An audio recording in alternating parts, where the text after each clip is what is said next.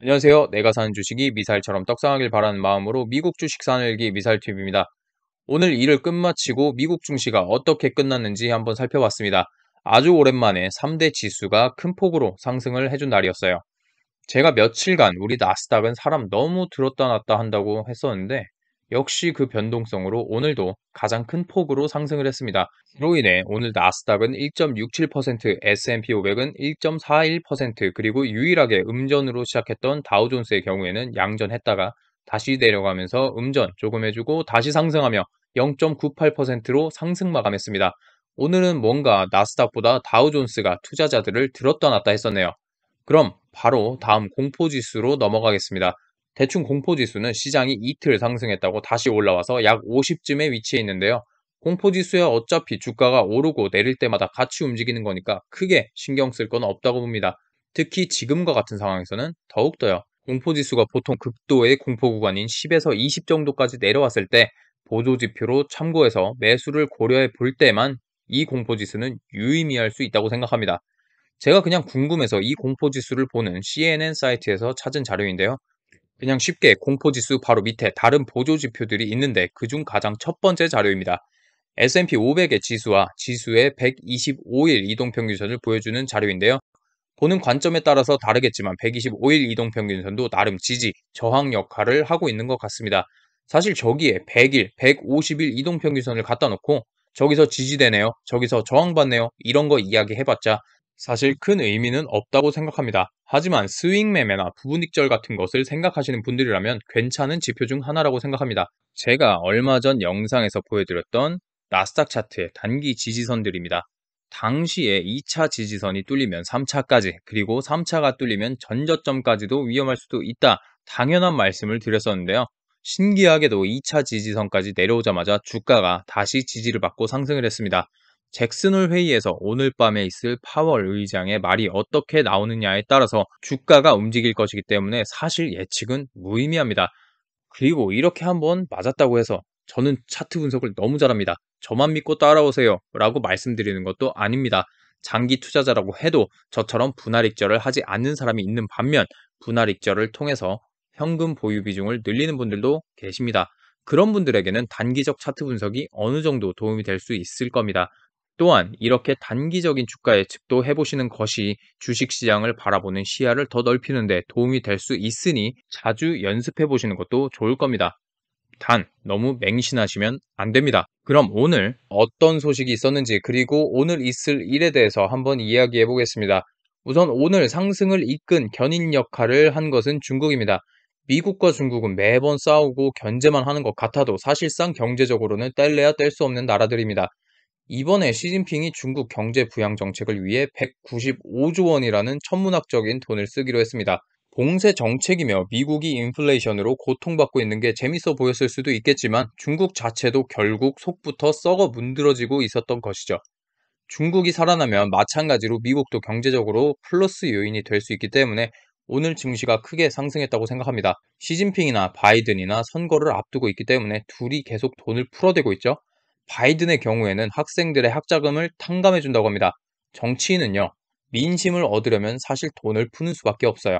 경제에 빠삭하신 분들은 이렇게 돈을 푸는 것만이 능사가 아니라고 말씀하실 수도 있겠지만 일반 서민들의 경우에는 돈을 준다는데 싫다고 할 사람이 없거든요.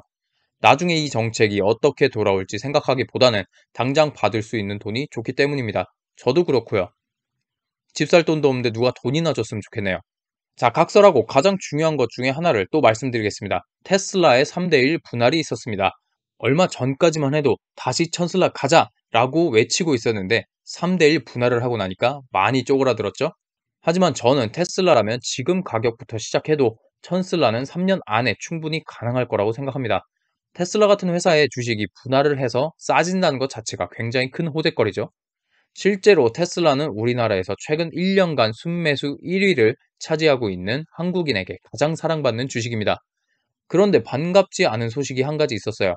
액면 분할을 했음에도 불구하고 주가는 소폭 하락을 했습니다. 2020년 8월에 액면 분할을 했을 때는 주가가 상승했는데 오늘은 왜 이렇게 하락했을까요? 이건 그냥 오늘따라 유난히 거래량이 적었던 탓이라고 생각합니다. 자, 아래를 보시면 어떤가요? 거래량이 거의 최저치에 와 있습니다. 반면에 액면 분할을 했었던 2020년 8월은 어떤가요? 거래량이 가장 높은 축에 속하죠. 오늘 이런 사태를 만든 원인은 당연히 시장의 많은 악재라고 할 수 있겠지만 가장 큰 원인은 잭슨홀 미팅 그리고 파월 의장의 연설 때문입니다.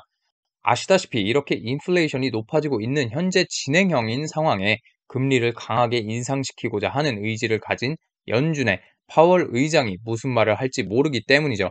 그렇기에 사람들이 관망을 하고 있는 겁니다. 파월이 무슨 말을 할지 보고서 투자하겠다는 심리가 강하게 반영된 것이라고 생각합니다. 금리 인상 폭을 예상하는 수치를 먼저 보여드리겠습니다. 얼마 전까지만 해도 소비자 물가지수 CPI와 근원 CPI 지수가 예상보다 낮았고 최고점을 찍은 이후에 지속적으로 하락을 하고 있다는 걸 확인하고서 시장은 어떻게 반응했나요? 그럼 인플레이션은 끝났나? 금리 인상 폭도 줄어들겠지? 싱글벙글하면서 매수세가 몰렸습니다. 그 결과 주가는 지속적으로 상승을 했었죠. 하지만 얼마 전부터 계속 연준에서 혹은 뉴스에서 시장과 연준의 인플레이션과 금리 인상에 대한 생각에는 큰 괴리감이 있다고 지속적으로 경고해 왔습니다. 그 결과 일주일 전만 해도 50bp의 금리 인상 예측이 75bp 금리 인상 예측을 넘어서고 있었는데 지속적으로 연준이 금리 인상에 대한 강한 의지를 밝힘으로써 75bp 금리 인상 예상치가 50bp 금리 인상 예상치를 뛰어넘었습니다. 이 수치는 날이 갈수록 격차가 더 심해지고 있어요. 보시다시피 어제는 50bp가 39%, 75bp가 61%였지만 오늘은 50bp가 36%로 떨어지고 75bp가 64%로 올라갔습니다. 그렇게 되면 결국 시장은 금리 인상이 더 강화될 것이라고 예측하고 투자 심리가 위축되면서 그 결과 미 증시가 다시 하락할 수도 있습니다. 하지만 그렇게 예측하고 시장이 먼저 움직인다면 다음 달 FOMC 회의록을 발표하면서 금리 인상을 75bp로 하겠다 하면 오히려 그때는 역시 내 예상이 들어맞았어 하면서 매수세가 몰리고 미증시는 상승할 가능성이 꽤 높습니다. 그것이 바로 선반영이니까요. 이미 많은 분들이 잭슨홀 회의에서 파월 의장이 어떤 발언을 하느냐에 따라 증시는 어떻게 움직일지 너무나도 잘 아실 것이기 때문에 따로 주요하게 다루지는 않겠습니다. 어차피 잭슨홀 회의 때는 주가의 변동성이 너무 크고 파월의 말 하나에 주가가 움직이는 건 사실 길어야 몇 주 혹은 몇 달 뿐이기 때문에 장기 투자를 하시는 분들이라면 크게 신경 쓰지 않으실 겁니다. 저는 이보다도 중요할 수 있는 한 가지를 말씀드리고자 합니다. 금리를 움직이는 요인은 여러 가지가 있습니다. 그 여러 가지 요인 중 최근에 있을 한 가지는 바로 미국 주택시장 경제지표 발표입니다. 현재 강력한 금리 인상이 지속적으로 이루어지고 있기 때문에 미국 주택시장의 침체가 너무 심각한 상황이라고 합니다. 물론 인플레이션을 잡기 위한 금리 인상이라고는 하지만 어떠한 경제정책이건 명과 암이 있습니다. 금리 인상을 통해서 인플레이션을 잡을 수는 있지만 오히려 주택시장이 걷잡을 수 없이 망가지고 있는 게 현실입니다. 지금 금리 인상으로 인해 비은행권 시장이 아예 줄도산할지도 모른다는 예측과 함께 미국 주택 구입 능력이 30년 만에 최저치라고 합니다. 30년 기간 모기지 고정 지출은 최근 25년간은 중위층 소득의 25%만으로도 충분했지만 그보다 8% 정도 높아진 약 33%의 가계 지출을 해야만 감당할 수 있다고 합니다. 금리 인상을 고려할 때는 인플레이션을 잡는 것뿐만 아니라 금리 인상으로 인해서 어떤 경제적 영향을 미칠지를 또 살펴보기 때문에 지금 강하게 예측되고 있는 75bp의 금리 인상을 무리하게 하지 못할 수도 있다는 게 오늘 있을 파월 연설보다 미국 주택시장 경제 지표가 더 중요한 지표라고 말한 사람들의 예측입니다. 혹시 이 그림 많이들 아시나요? 한편으로 보면 젊은 아가씨처럼 보일 수 있습니다. 하지만 다른 한편으로는 할머니처럼 보일 수가 있어요. 제가 말씀드리고자 하는 것은 무엇일까요? 오늘 설명해 드린 것처럼 금리 인상에 대한 의견도 굉장히 분분하고 주가가 상승할 것인지 하락할 것인지에 대한 의견은 매일매일 하루에 수십 번씩 나옵니다. 한 가지 주제를 가져다 놓고도 수십 가지의 분석을 하며 결과를 내놓는 게 주식시장입니다. 그렇다면 우리가 해야 할 건 무엇일까요? 철저하게 나의 투자 원칙과 철학을 지키면서 투자하는 방법뿐입니다. 우리 주변에는 우리를 흔드는 소음이 너무나도 많습니다. 그 소음들에 홀려서 나의 원칙과 철학을 깨지 말고 투자를 한다면 분명히 다 이겨내고 성공할 수 있을 겁니다. 그러니 오늘 있을 파월 의장의 한마디에 너무 신경 쓰지 마시고 그냥 꿀잠 자세요. 오늘 영상은 여기까지 하도록 하겠습니다. 오늘 영상도 도움이 되셨다면 좋아요와 구독 그리고 알림 설정까지 부탁드리겠습니다. 감사합니다.